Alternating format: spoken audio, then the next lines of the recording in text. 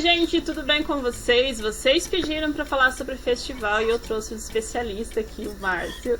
Ele vai falar sobre o festival, ele vai dar todas as dicas para vocês, certo?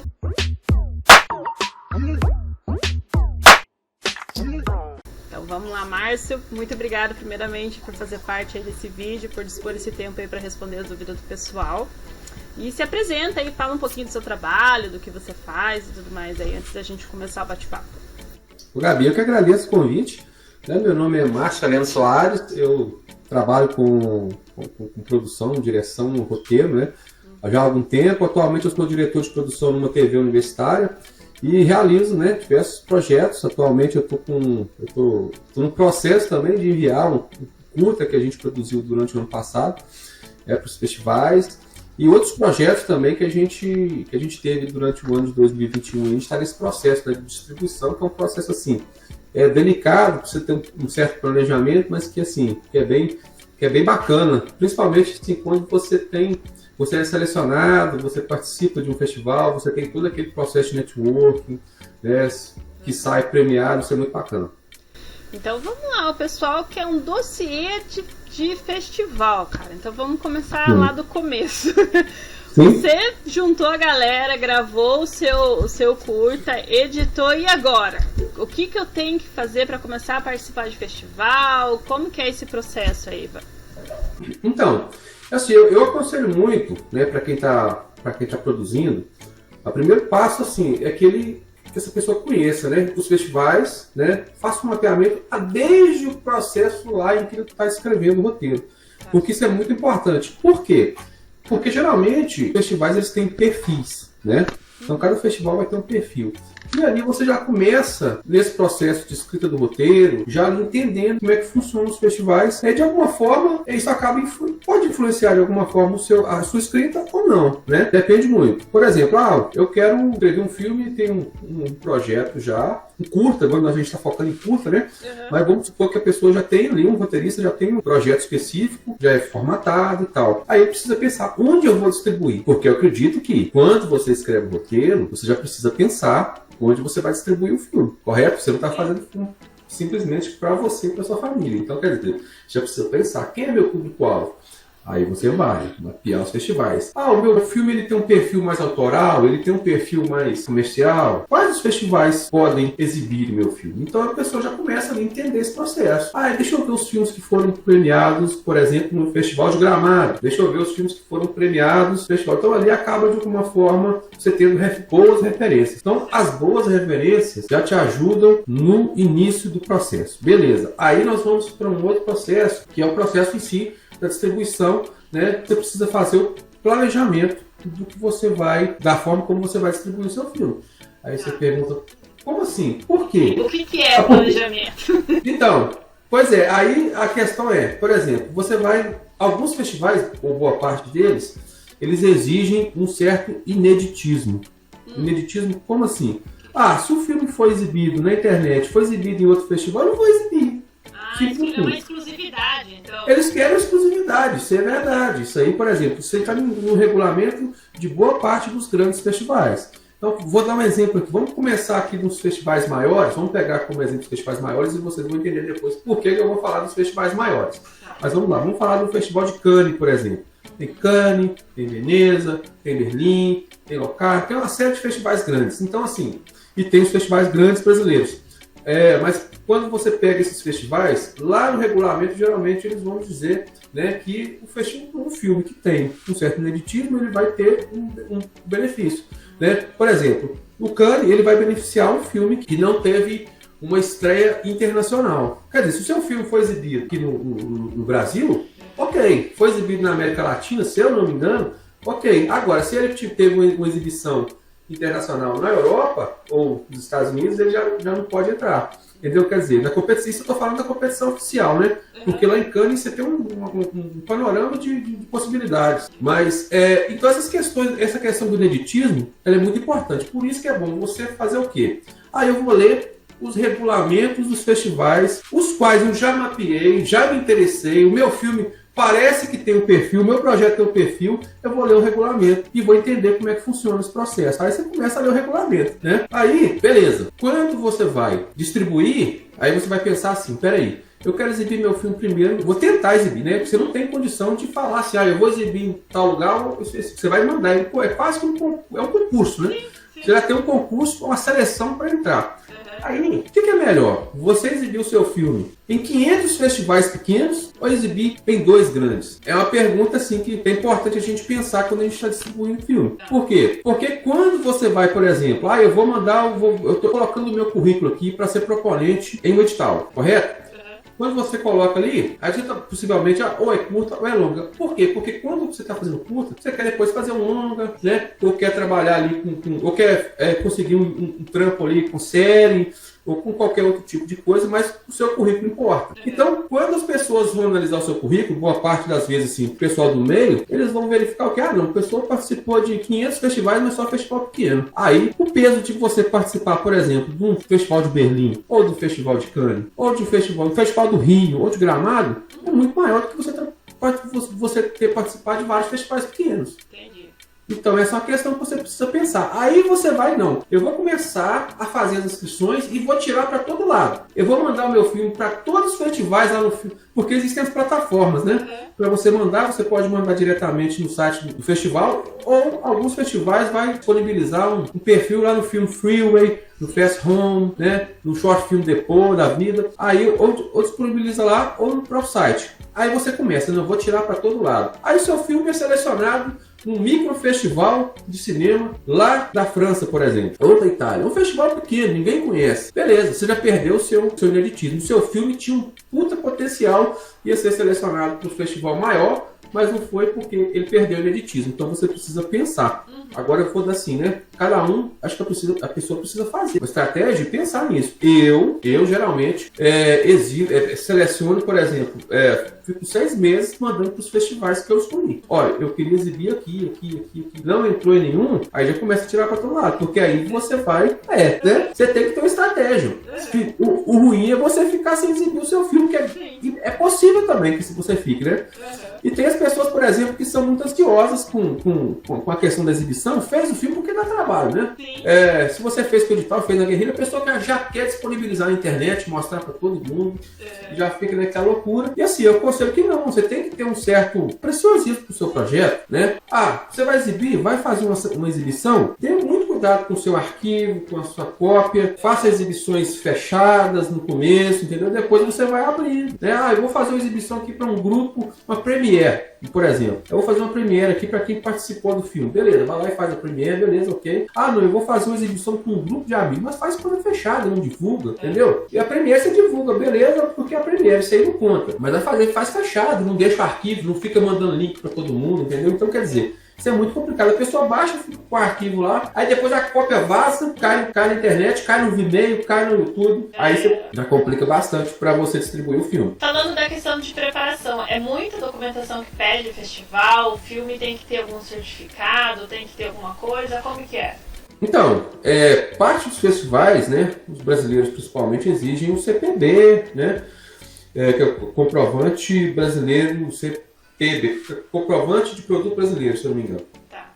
Que depois eu vou falar um pouco mais, mas eu vou falar assim, dos documentos básicos, né, para você que vai escrever o seu filme no festival. Por exemplo, você precisa ter em mãos, já de cara, você vai pensar que eu vou distribuir no Brasil e fora. Você precisa legendar o seu filme, né? Você precisa ter um filme legendado. Em inglês já resolve 90% dos seus problemas. É bom que você tenha uma cópia legendada em espanhol. Isso é interessante. Inglês e espanhol. Você precisa ter a sinopse, né? A sinopse em português, em inglês e espanhol. Por exemplo, alguns festivais vão pedir uma sinopse lá no idioma deles. Por exemplo, o Cannes vai pedir na França, o francês e tal. Então você precisa pensar nessas questões que os festivais vão pedir, né? Boa parte do pessoal, vou fazer a sinopse, parar no Google Translate, coloca lá, é uma possibilidade, né? Traduz lá mesmo. Assim, mas o ideal é que a pessoa tenha, né? Se o filme tem orçamento, faça a sinopse, né? Faça as traduções necessárias aí da legenda, da sinopse, dos documentos que ela precisa. Ela precisa ter o currículo do diretor, geralmente pedem o currículo do diretor, isso é muito importante, e tem o currículo em outros idiomas, né? Também importante. Uma fotografia still, principalmente para depois que esse filme entrou e ele foi selecionado, eles vão pedir a fotografia still. Aí o que é uma fotografia still? Isso é uma pergunta que as pessoas fazem. Por exemplo, você pode ter o seu filme. Aí, acho que todo mundo conhece, sabe o que é um print screen, né? Print screen é quando você captura a tela do computador, né? Ou do celular. Você abre o seu filme ali, você vai selecionar uma imagem do seu filme. Aí você dá um print screen e salva. No próprio editor, você vai e salva um frame, um quadro, uma foto do seu filme, né? Essa é uma opção. Só que os festivais, geralmente, eles vão querer esse estilo geralmente para colocar em catálogo. Eu tenho até baixo catálogo aqui, separado um pouquinho, mas depois eu mando um vídeo, alguma coisa do tipo. Mas o catálogo, ele precisa de uma foto em alta definição. Então, quando a pessoa está fazendo o filme, é bom que tenha um fotógrafo still. O que é o fotógrafo still? É o cara que vai ali, antes de gravar a cena ou depois, vai simular uma cena que seja importante, que a pessoa tem que fazer um pôster, alguma coisa. Então essas fotografias still são fotos em alta resolução, tiradas durante a produção, para você usar em catálogo, usar em mídia, mandar para jornal, fazer pôster, essas coisas. Então, quer dizer, isso é fotografia still, é foto em alta resolução da produção do filme. Mas geralmente simulando o filme. Entendi. Né? E daí, o que mais? O CB, o que é que você falou? É o CPB. É o CPB. Mas o CPB, ele é um comprovante de produto brasileiro. Né? Se você quando você faz o seu filme, você precisa registrar. Né? Tem duas formas de você registrar primeiro. O roteiro, aí você faz também esse processo aí de tirar o CPB, que é mais um registro. Você tem que pagar uma taxa, alguma coisa assim para assim. Assim, tem bastante tempo que eu mesmo não faço, geralmente o pessoal dos filmes que a gente faz aqui tem um produtor que faz, né? Assim, mas eu não estou sabendo quanto tá a taxa, eu não estou sabendo como é que está o processo esse ano, porque assim, a gente sabe que de 2018 para cá, assim, vem passando por um processo bem delicado, então eu não sei como é que está funcionando essa questão do CPB. Então, mas é um registro no site da Ancine, né? Esse documento. Então, quer dizer, vamos ver só para a gente recapitular. Você precisa da sinopse, precisa do currículo, precisa da foto estilo, precisa tirar o CPB, assim, ele não é aquela coisa que vai fazer total diferença, não. Geralmente, quando você vai exibir o festival, manda o CPB, é bom você ter, entendeu? Mas para você inscrever, aí sim, você não precisa necessariamente estar com o CPB em mãos, né?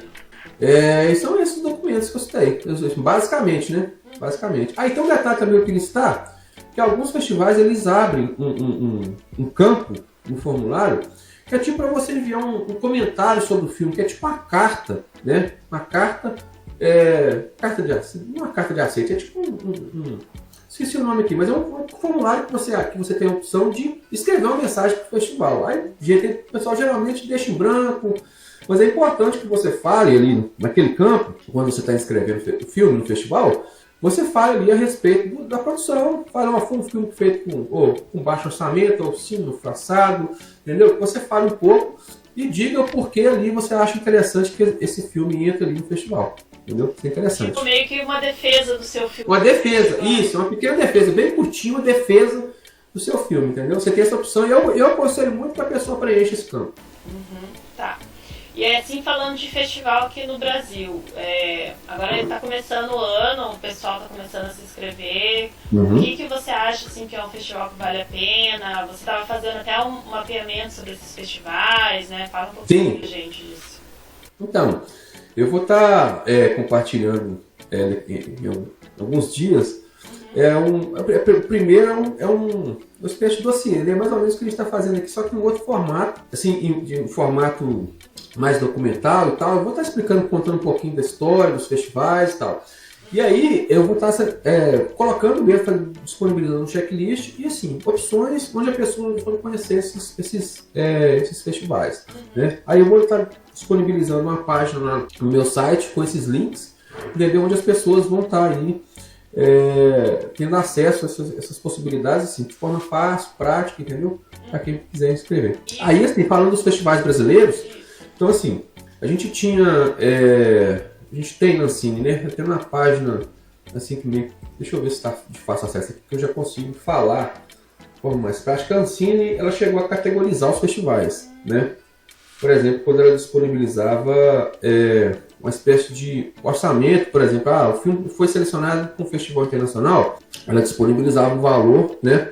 Inclusive, sim, a gente tem uma polêmica muito grande em torno disso aqui. Eu não sei como está funcionando esse ano passado, mas assim, muita gente teve problema porque assim não arcou, o governo não arcou com esse valor que ele disponibilizaria para os filmes serem representados nos festivais. Mas a gente tinha uma categorização, né? Que seria, por exemplo, aqui eu tenho um documento aqui que era disponibilizado pela Ancine, aquela classificação especial que valia 4 pontos, que era o Cannes, Berlim e Veneza, né? O Cannes, Berlim e Veneza, para quem não sabe, assim, eles são conhecidos como Big Three, né? Que são os 3 grandes festivais. Cannes, Berlim e Veneza. Veneza é o primeiro festival de cinema da história. E o Oscar, né? Categorização especial, 4 pontos, esses são esses 4. Aí aqui no Brasil a gente vai ter aqui, depois da categorização A, que tem o Gramado, Brasília, Recife, Festival de Recife, Festival do Rio, É Tudo Verdade, Mostra Internacional de Cinema de São Paulo, Animamundi. Então tem uma lista aqui que a Ancine disponibilizava na época, né? E depois tem Cine Ceará, Festival Brasileiro de Miami, Brasileiro de Paris, Melbourne, Miami Internacional. Então assim, tem vários, né? Depois se você quiser, eu vou te mandar o link se você quiser disponibilizar esse documento, se você quiser disponibilizar para o pessoal, é interessante. Beleza? Então assim, aqui no Brasil a gente tem, né, esses que são mais conhecidos, que é Gramado, Brasília, Cine Ceará, Cine PE, são festivais bem interessantes aí para quem está querendo galgar os maiores, no Brasil são esses. Entendi. E o que mais que você tem de dica, assim, para quem está querendo entrar? Tem alguma manha, alguma coisa, assim, que ajuda a, tipo, aumentar as chances da pessoa ali no festival? Como que tem? Você tem experiência, você já tem vários festivais, né? Então, é o seguinte, quando você está começando ali, começa a mandar os filmes para os festivais, você tem que ter algumas coisas em mente. Primeiro que são processos que você já tem que ter antes de produzir. Por exemplo, alguns fatores que vão dificultar que o seu filme entre no festival. Por exemplo, se o seu filme está com áudio ruim, dificilmente ele vai entrar. Se o seu roteiro é muito ruim, dificilmente ele vai entrar. Entendeu? Quer dizer, você tem que ter essas percepções. E os perfis? Então, quer dizer, vamos lá, eu vou dar algumas dicas, começando por essa. Primeiro, lembra do que eu falei dos perfis? Pensa no perfil do festival que você quer entrar. Pensa no seu público-alvo. Isso aí você tem que começar na sua carreira, como roteirista, como diretor, como produtor, como qualquer coisa, já pensando no público-alvo, né? Seja ele qual for. Então, assim, pensa nisso. Mapeia, assiste os filmes que participaram e tenta ali, eu quero galgar isso aqui com esse filme. Pronto. Vai conseguir? Não vai? Aí a questão que você só vai perceber com o tempo, né? Então, eu acho que ali você já vai ter uma percepção de que tipo de história você está contando e como você vai contar. Entendeu? Óbvio que não é ali uma forma de castrar o seu trabalho, nem de te colocar numa redoma ali, nada disso. Mas assim, é uma forma de você ter uma referência, né? Todo mundo tem referências. Então assim, aí se você está escrevendo um curta, às vezes a pessoa está escrevendo um curta, está com a cabeça na novela. Está escrevendo um curta, está com a cabeça na série. Está escrevendo um curta, está com a cabeça no longa-metragem. Não, gente. Vai escrever um curta, cabeça e curta. Começa a assistir curta, começa a mapear os festivais e começa a ter boas referências para você escrever. Beleza. Então, roteiro ruim vai te atrapalhar. Áudio, principalmente. Cara, então assim, quando você está com um filme, se você tiver um probleminha na imagem, de repente aquele passa batido. Agora o áudio não, velho. O áudio não passa batido. O áudio é a primeira coisa que a pessoa vai ver. Ou vai ouvir, né, no caso. Vai ouvir, mas caramba, tá muito ruim. Então aquilo vai te atrapalhar demais, áudio ruim, né? E não sei, talvez assim, uma questão de pós-produção ali, se você... eu acho que o principal é você não ter um conceito, né? Um conceito do seu filme. Porque às vezes as pessoas começam a se perder. Aí como é que eu faço para ter um conceito do filme? Porque as pessoas, quando estão escrevendo um roteiro, geralmente elas acham que elas estão simplesmente contando história como elas contariam por meio da literatura, mas não é. Entendeu? Por exemplo, se você está escrevendo um roteiro, possivelmente você precisa ter uma bagagem anterior de filmes, de referências e conhecer pelo menos o básico da linguagem cinematográfica. Entendeu? Então, com a linguagem cinematográfica ali, você desde ali do processo ali de escrita do roteiro, você está escrevendo, e depois, eu vou geralmente assim, pessoal, eu vou assumir a direção, eu vou aprender a dirigir, vou dirigir. né? Estou dando um exemplo de quem vai participar de vários processos. Porque é muito comum, né, Gabi? A gente ter um diretor roteirista, um roteirista diretor, diretor roteirista, roteirista produtor, enfim. Mais de uma função. Principalmente quando a gente está falando de curta-metragem, né? Porque assim, quando a pessoa está juntando a galera, está pegando o primeiro orçamento ali para fazer o filme. Então, assim, eu aconselho muito a pensar o filme como um conceito e que esse conceito que você está trabalhando no roteiro, você vai ter que trabalhar ali também no processo de direção. Se outra pessoa vai assumir, já é uma questão, né? Se o diretor for bom, ele já vai pensar nessa questão do conceito lá quando ele recebe o roteiro, entendeu? Então isso é muito importante. A direção do filme ela é muito importante. Essa direção envolve esse processo aí do conceito. O conceito você precisa ter um filme mais fechado possível, que a sua história ela precisa ser contada por meio das imagens em movimento. Não, entendeu? Quer dizer, você tem um roteiro, mas o que vai contar a sua história é a forma como você vai filmar a história ali, entendeu? Entendi. Você falou sobre áudio. Tem dicas pra dar tipo... Porque a gente sabe que o material de cinema não é uma coisa muito barata, né? Tudo envolve o cinema. Você tem alguma dica de áudio, de microfone, ou sei lá, algum macetezinho assim que você pode dar pro pessoal que vai ajudar nessa questão? Porque muita gente é tudo material mais simples, né? Uma câmera simples, né? Às vezes pega um celular, né? Tem algum macetezinho aí de áudio que você pode dar essa dica pro pessoal? Então, deixa eu contar uma história aqui, né? Rapidinho aqui.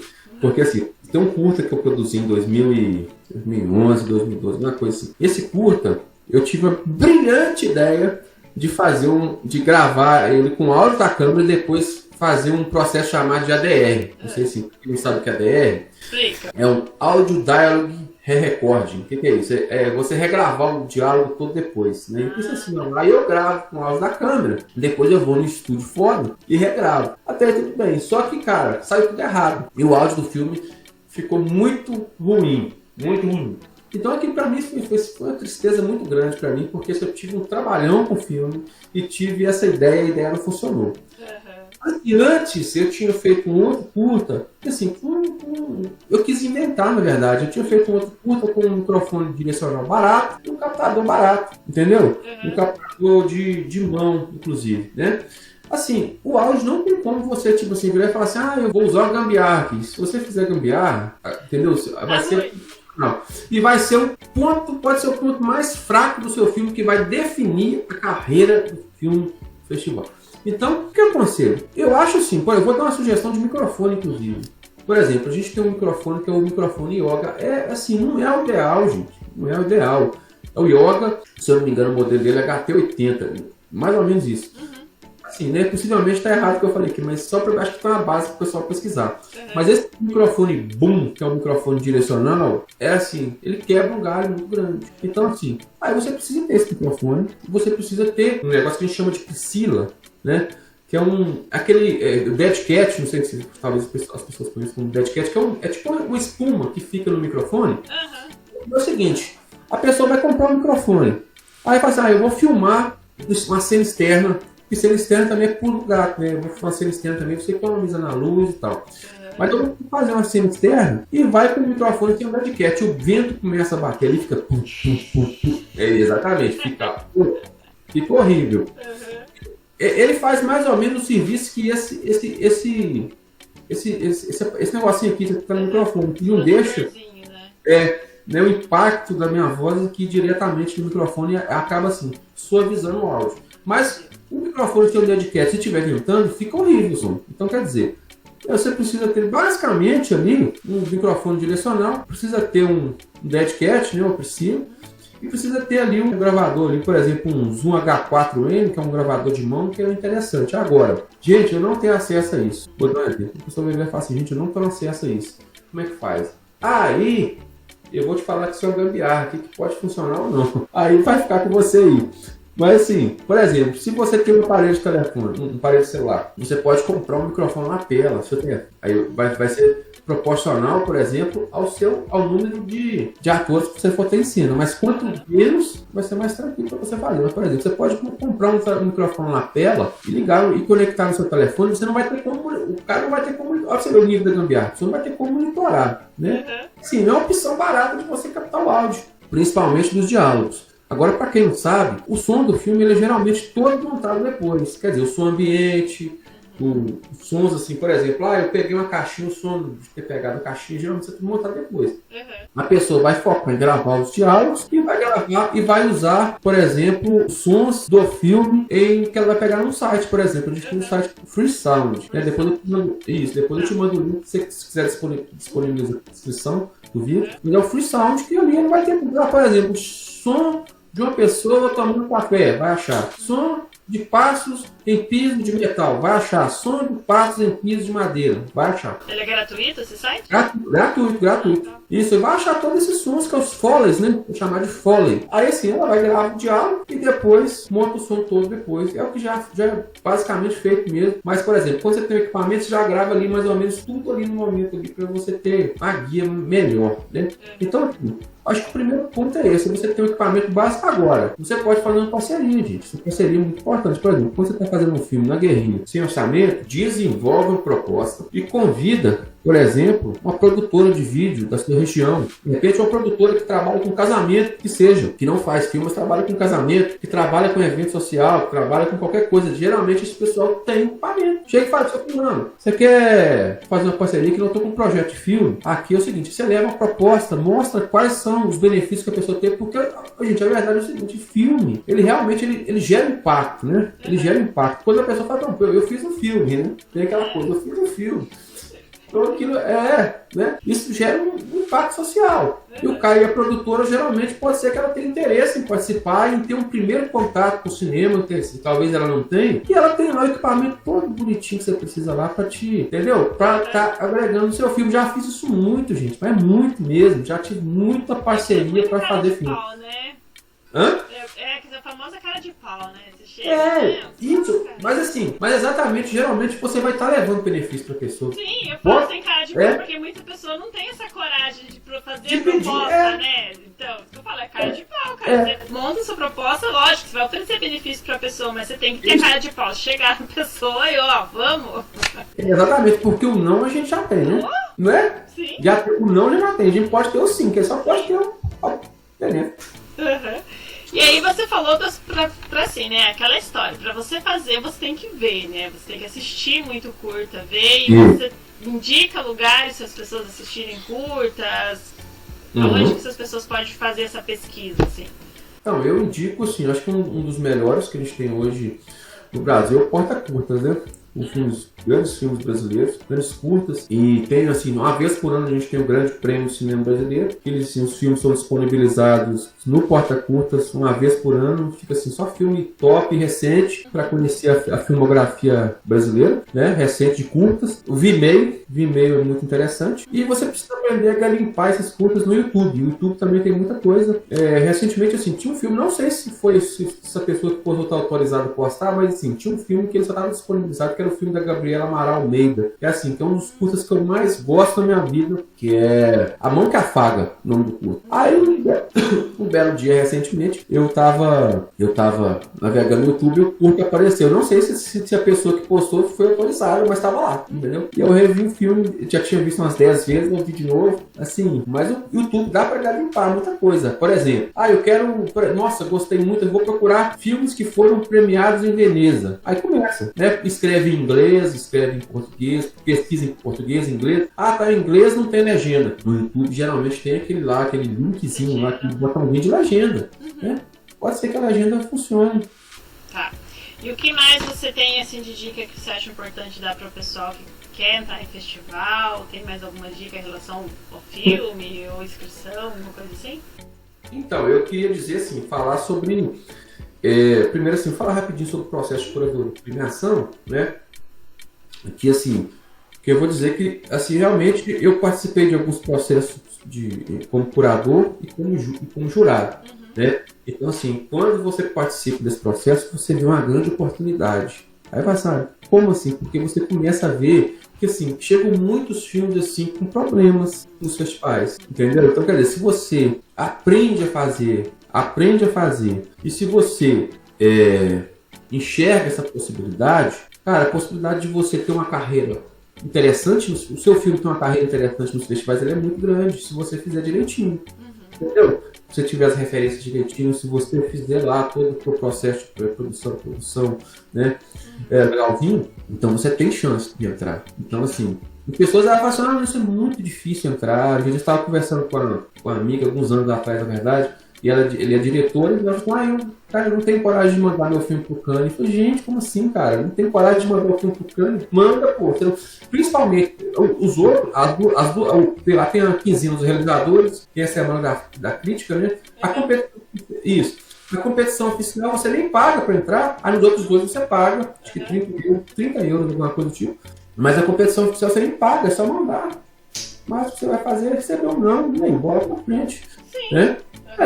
Você tem que mandar pra, tipo assim, você faz o seu planejamento e vai mandando. Continua, vai mandando pro plano B, plano C, plano D. Não entrou em nada, velho. Próximo projeto. Entendeu? Eu costumo desanimar demais, faço demais, Gabi, eu já fico vendo assim, pessoal, assim, eu tô pra falar porque assim, eu dei sorte demais. Quando eu fiz o meu primeiro filme, eu tive a sorte de ser premiado. Então assim, eu fiz um curta na época, foi em 2007, não, 2008. Aí assim, nós fizemos um curta, assim, na época tinha uma cena muito forte dos pocket filmes. O que são os pocket filmes? Filmes de celular. No Brasil a gente tem ainda, acho que o Festival do Minuto. Tem nanometragem. Nanometragem. Então assim, eu peguei o comecinho disso aí, né? Aí na época, a gente fez um curta, mas assim já começamos com muita pesquisa, né, dessa área e tal, porque tem toda uma especificidade ali dos festivais, dos curtinhos pequenos, aí eu falei, não, vamos fazer. E o pessoal tava fazendo muito filme experimental, e eu assim, eu quero fazer ficção, e eu fiz assim, nós fizemos um filme assim, né, que era meio misto de experimental com ficção, e assim, o filme foi premiado num dos maiores festivais na época, que era o Vivo Arte Move, foi exibido no Pocket Filmes da França, no Portable Filmes da Austrália, foi assim, cara, aquilo ali me deixou muito animado, eu falei, caralho, bicho, tipo assim, tá tranquilo. Tô no lugar certo, né? E é só que é o seguinte, depois já tipo assim, aí você cresce o seu ego, fala, nossa, eu sou o cara, eu mando mesmo, faça, aconteça, e você faz e não dá certo. Então assim, se eu tivesse invertido a lógica, talvez eu teria parado. Mas assim, talvez não também porque eu sou apaixonado, né, com o cinema. Mas a possibilidade da pessoa parar é muito grande, a pessoa fala assim, eu não tenho talento. Gente, eu fico assim, meu Deus do céu, eu não tenho condição de fazer. Cara, é tudo questão de você entender o processo. Entendeu? É você entender. Tudo, né? Exatamente, se deu errado na primeira, vamos tentar. E usa o que você aprendeu ali na primeira pra próxima, entendeu? E outra coisa, a pessoa tem humildade para ouvir o feedback que ela teve, tanto no festival, quanto numa premiere, quanto num evento, os amigos. Óbvio que tem gente que não entende nada, mas vai te dar um palpite ruim. Aí descarta, né? Descarta, entendeu? E você precisa ter perseverança. Eu acho que é a perseverança que faz o trabalho. A perseverança e continuidade. Perseverança e.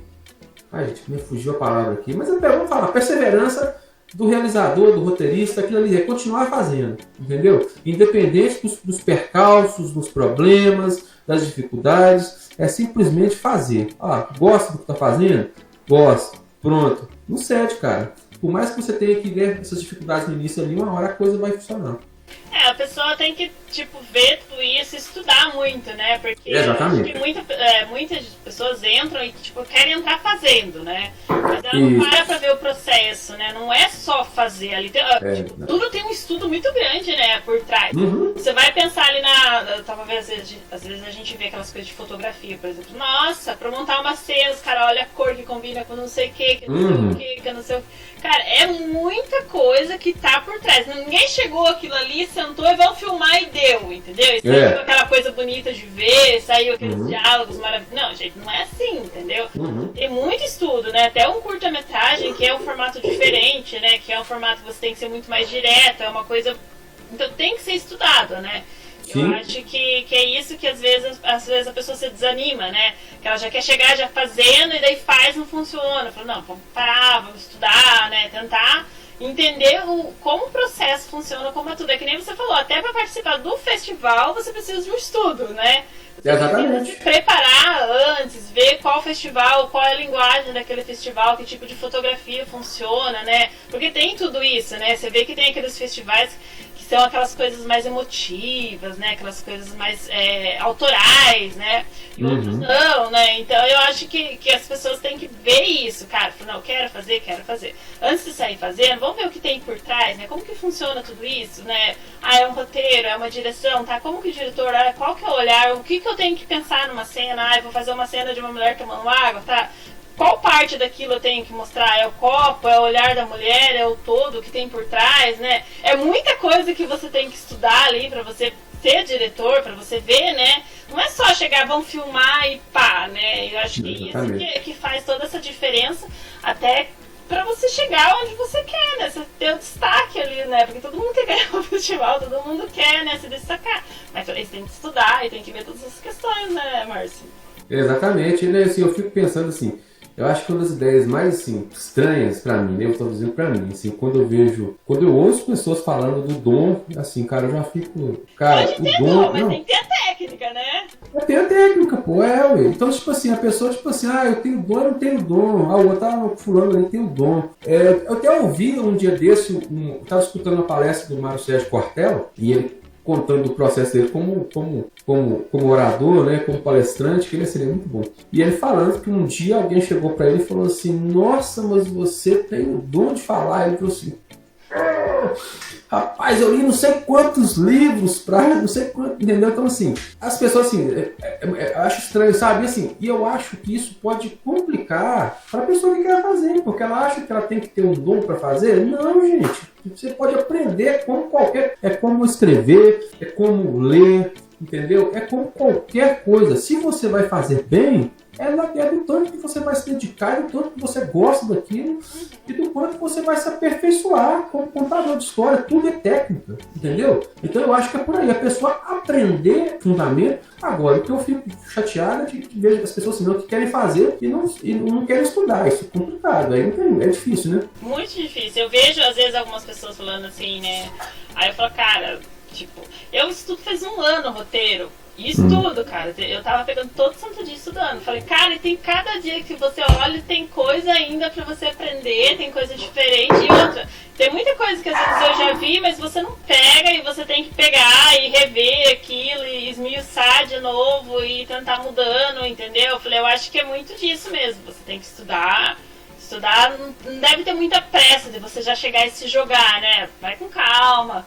Vê o que tem, estuda, que nem você falou, vai fazer o filme, pô, quero fazer um filme, tem uma galera, fala, vamos pensar nos festivais, vamos estudar a narrativa, como que eles contam, como é a direção, blá blá blá. Aí você vai com planejamento, porque eu acho que as coisas conseguem fluir melhor, né?